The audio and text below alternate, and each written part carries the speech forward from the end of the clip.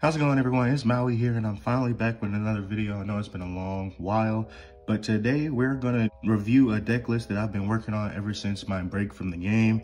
A lot's been going on, so I took a break, but I still have this deck, and I wanted to show you guys this very budget deck profile. Hopefully you guys enjoy the video. If you do, like, comment, subscribe, and I will get more videos out as much as possible. Without further ado, let me show you guys this very cheap budget deck list. So to start off, we are going to play 3 Paces Light of the Ghoti. This is a Ghoti, pure Ghoti deck profile. So I'm going to go in depth on what each... So Paces is a level 2 tuner. He is one of the starters of the deck. You want to banish this card as quickly as possible. When you banish this card in the next standby phase, it comes back and special summons itself back to a monster zone. And on your opponent's turn only, do not get this confused. All of these cards that come back from the banished pile can only synchro summon on your opponent's turn as a quick effect. But you can normally synchro summon on your turn if you would like. So Paces, you banish Paces, bring it back on your opponent's standby phase. It also has another effect where it can be normal summoned and banished it can banish itself in order to special summon a Ghoti card from your hand. I run 3 because Ghoti is a really grind oriented deck. So the more you see of this card and the other tuners, the more success you'll have in this deck. Now I am only playing 2 shifts because Shift is very searchable with the other cards that I have in the deck. Shift is a level 2 tuner as well, just like Paces, but it has an effect of banishing itself from the graveyard to target a fish in order to give it 500 attack, and it also special summons itself on the next standby phase. So you're gonna pitch Shift however you can, however you want, and then you're gonna banish with its effect so it can come back and quick summon on your opponent's turn. Now, this is a very hot take. I needed some more space in order to play different cards, so I'm only running 1 Zep Rudy of the Ghoti because Zep is a very complicated card. It's not like the rest. It is a fish tuner that's also a level 2, but Zep is different because it only gets its effect when it's banished on the opponent's turn. Zep can get banished multitude of ways, but you have to do it on your opponent's turn in order to special summon itself and immediately, there's no interruption, immediately synchro summon on your opponent's turn. It is very powerful card if it's in your graveyard, in your hand, even if it's in the deck. Once it's banished on your opponent's turn, you are going to synchro summon without a shadow of a doubt. But I only run 1 because I do not want to see it in my hand. I think it's a dead card and it's easily pitched to the banish pile with the other cards that I have in this deck. Now this card here, Exceep, a lot of people don't run Exceep. I don't know why, but I do because of one of the extra deck monsters I have in my graveyard. Not graveyard, but one of the extra deck monsters that I have. Exceep has an effect that works with all the Ghoti monsters. As you can see, it's a level 4 generic fish effect monster, but it has a good effect when something is banished, when a fish is banished, mind you. If a fish is banished, it will special summon itself out of your hand. So you want to see it in your hand, you want to search it as fast as possible. Once you're banishing things, it can immediately come to the field with its effect. You can chain it, even though it's not a quick effect. Rulings show that you can chain this card to your field spell or whatever you're banishing. So I use this card, I get it out as quick as possible so you can hurry up and synchro into your level 6 fish, your synchro 6s, your synchro 8s, even 10s. It also has another effect. If it's banished on the next standby phase, if you are running multiple trap Ghoti cards, you can reset them if they're in the graveyard on the next standby phase. So I think that's pretty cool. And to round off the Ghoti main deck monsters, I am running only 1 Snopio's Shade of the Ghoti. There's multiple reasons why I'm only running 1. I'll tell you why.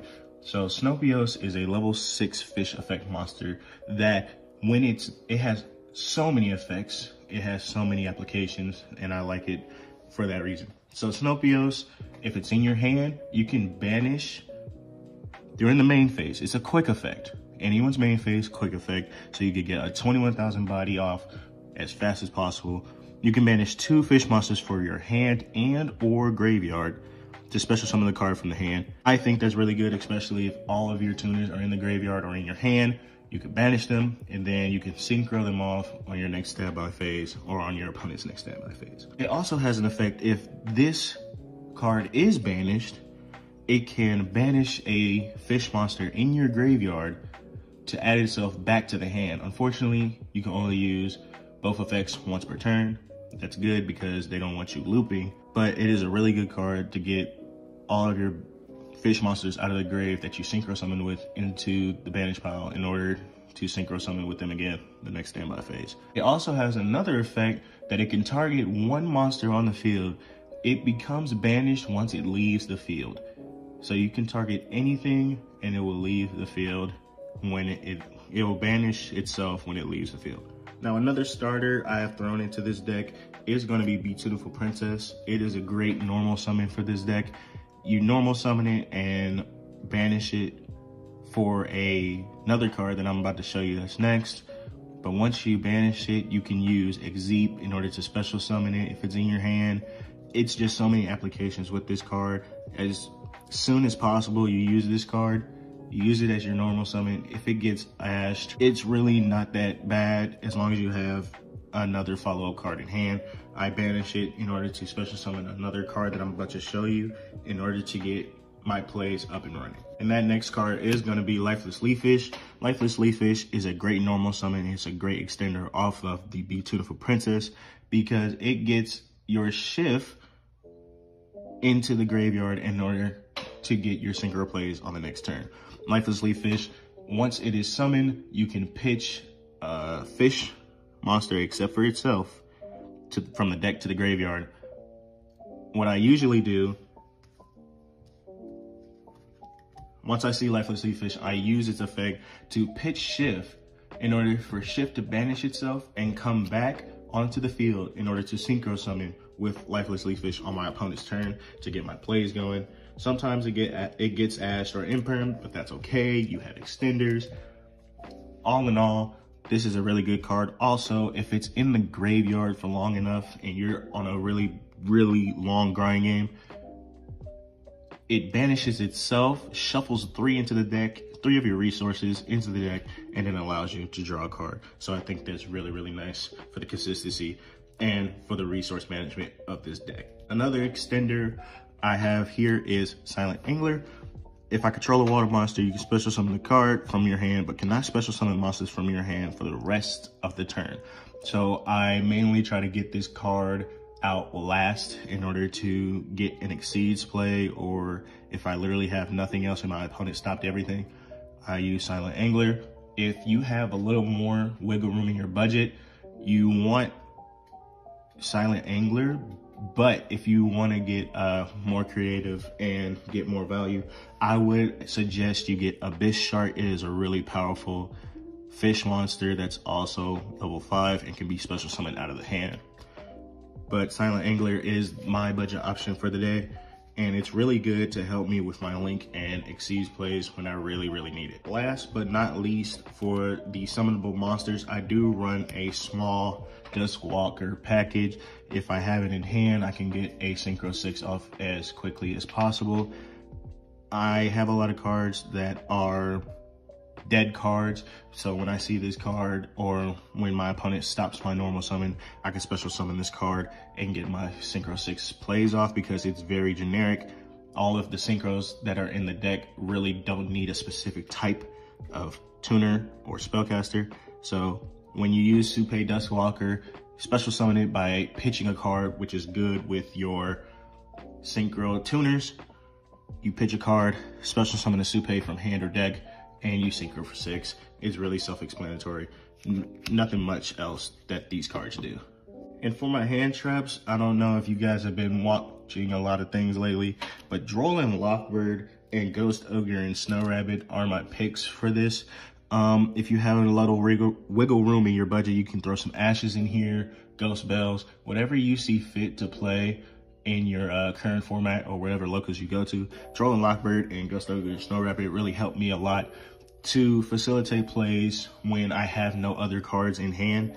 Stop my opponent. Some decks around this format really just break under these two cards. So when you have nothing on field, you draw a dead hand, but you have Droll and Ghost Ogre Snow Rabbit or your hand traps, it really helps this deck try to facilitate something on the next or following turn. So I just hold these two cards for the most opportune moment, and I watch my opponent pass, and I just get into my synchro plays. Now for the spells, I do run a small Ready Fusion Instant Fusion package. I will show you those targets in the extra deck later, but I do run these because it is very keen on me having either a synchro play and exceeds play, because if I have a dead card and they stop it, I really need extenders. So I'm put as much extenders into the deck that I possibly could in order to keep facilitating something.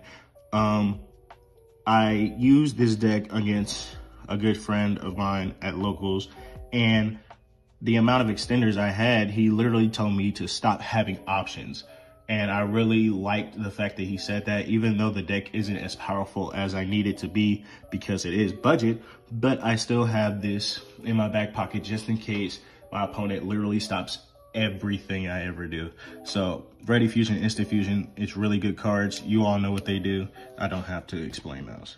Now, this spell card, this field spell for the Ghoti package, it is very, very good. You want it on the field as long as possible. So the effect of it is you can, if there is a synchro fish monster on the field, it is protected.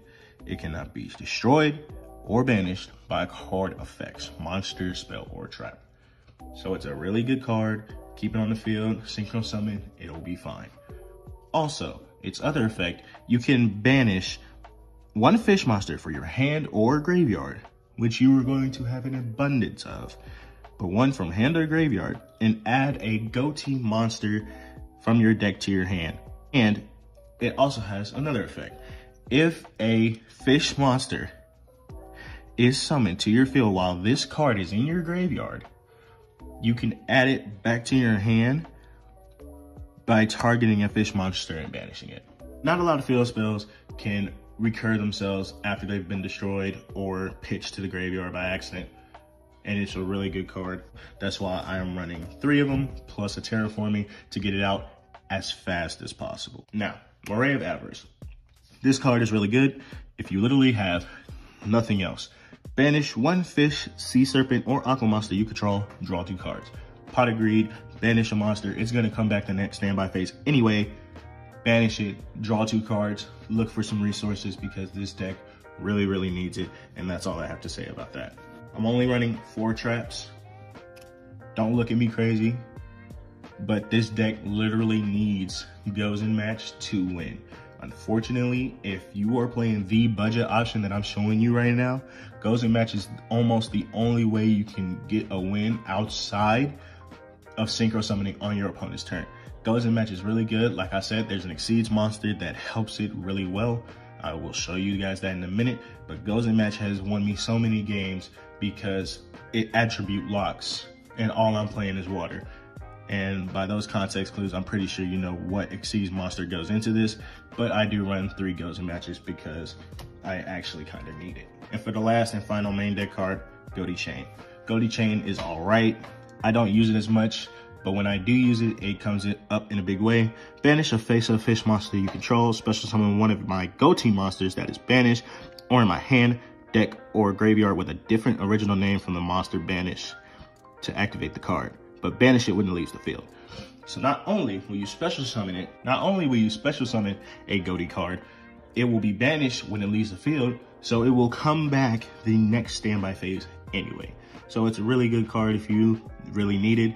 Also, with Exceed, you can reset it on your opponent's turn and use it again. Now that I've burned through the main deck monsters, I am going to show you what I have going in the extra deck. So I will start off with the Ready Fusion and Instant Fusion targets. We are gonna go for Rare Fish and Alvain Essence of Vanity. Rare Fish is a fish non-tuner. He's just a fish fusion with 4 stars. You can synchro it off, exceeds off of it. You can do a lot of plays. Link, it's just an extra body, extra materials for you to go into your plays with. Alvain Essence of Vanity, however, is a level 2 tuner. Level 2 tuners are really, really important in this deck. So if you don't have anything else, use the card, synchro off, go off into your plays, and watch your opponent question why you're synchro summoning on their turn. But those are the instant fusion, ready fusion targets. And let's now get into the exceeds targets that I keep talking about. Bahamut Shark, of course, 2 level 4s into Bahamut Shark is gonna get you to what everybody knows, a totally awesome Omni Negate that you might need, because you will run into Nibiru into this deck if you draw the right hand. Totally awesome will protect you from that. Also, it's a water monster, so there's nothing to worry about there. Also, another exceeds monster that I do have in this deck. Unfortunately, I do have to run it. It doesn't leave a lot of happy faces when they leave the table, but you gotta do what you gotta do. Stealth Kraken. Now, Stealth Kraken is a rank 4 monster that needs 2 level 4s. It's very easy to get out, especially if you have Guzzle Match in your hand. You will want to go into this card, but it's very easy to break, so I'm not that appalled at the fact that I'm playing it. It literally changes all of your opponent's monster's attribute to water, which then gets them into a Gozen lock, because no one's playing water decks on purpose this format. So they're in water, they're not going to be able to special summon anything but water monsters. Also, you can destroy once per turn one of their monsters, and they will take half of the attack as burn damage. So those are the exceeds monsters that I play in this deck. Now for the synchro monsters that you need in order to play this deck. So your level 6 target is going to be Iron Outpost, Serpent of the Ghoti. This is what this card does. It's a level 6 synchro monster that, when it is a synchro summon, banish a fish monster 6 or lower from your deck. So 2 things. You can banish your Zep, you can banish your Snopios, you can banish any other card. If you're going first, you can banish your Paces or Shift. But if you're on your opponent's turn, banish your Zep, Zep comes back, Zep synchros with this to get your level 8 synchro monster, which is the Askin. Iron Outpost also has another effect. If it is used as synchro material, you can banish a fish monster in your graveyard in order to add a fish monster from your deck equal or lower to the level that you just banished. Askin, on the other hand, has an amazing effect. When it is synchro summon, it can target 1 fish monster I control and 1 card your opponent controls and banish them both. It does target, so untargetable things will, have to sit on it. But if they can be targeted, they can be banished. Also, if this card is banished, which you should banish it with its effect every time, banish it, it will pitch a fish from the graveyard to the banish zone to revive itself, to monster reborn itself. It will come right back. And if you have another synchro or tuner, level 2 tuner on the field, you can go into your rank 10 plays. But for now, I will show you my other rank 8 that you can make on your turn at Emancipator Rising Dragite. Dragite is a spell and trap negate when there's a water monster in your graveyard. Unfortunately, it is once per turn, but if you set it up against branded players, they really have no other choice but to answer it. For the level 10s that I have in this deck, synchro-wise, I do have Ghoti of the Deep Beyond. Ghoti of the Deep Beyond is a really powerful card when you literally have no more outs to your opponent's deck and they almost have a full board. Ghoti of the Deep Beyond. The original attack of this card becomes 500 times the number of banished monsters. Let me let you know, monsters only. This card only gets an attack boost. During your opponent's turn, you can banish all cards on the field. During the standby phase of the next turn, this card was banished from the monster zone.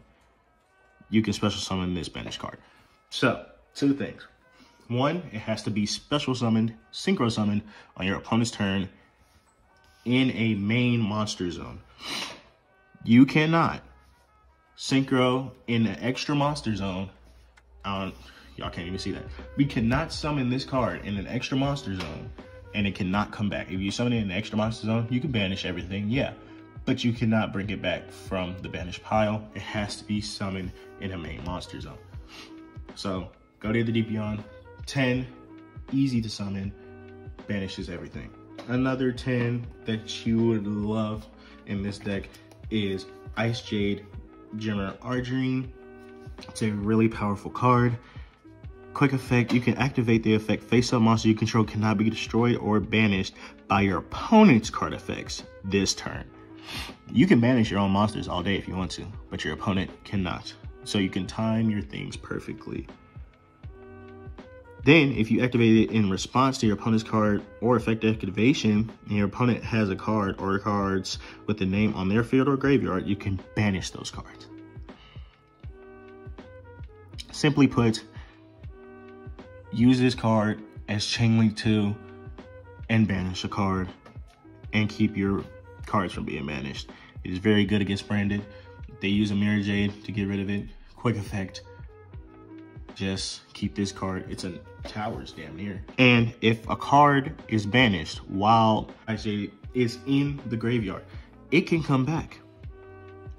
It's only once per turn, but you can special summon the card if an opponent banishes a card while this card is in the graveyard.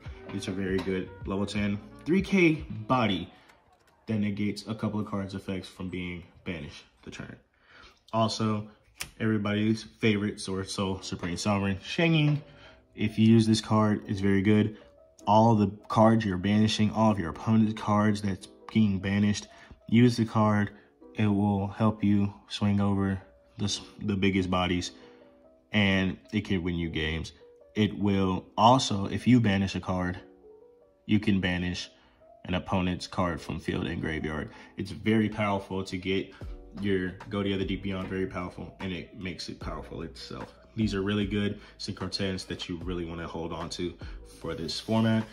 But for the final three, I have 3 Link monsters: Abyss Keeper, the Water Charmer Link, and Coral Anemone.